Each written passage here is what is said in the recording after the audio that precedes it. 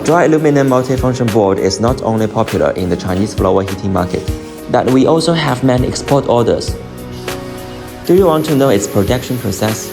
Let's take a look at our production line. Each panel is composed of aluminum plate and XPS board. The first step is to slot the extruded PS panel.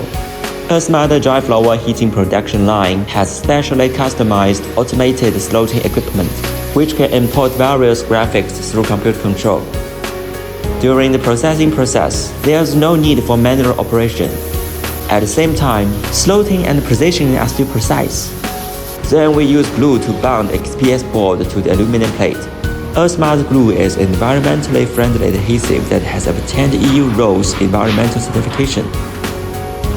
It will not corrode the insulation layer, and the finished product is very stable after bonding due to its good adhesion. Finally, here's the packaging area. If you want to know more about Chinese underfloor heating and construction site, please hit the subscribe button below and leave your comment.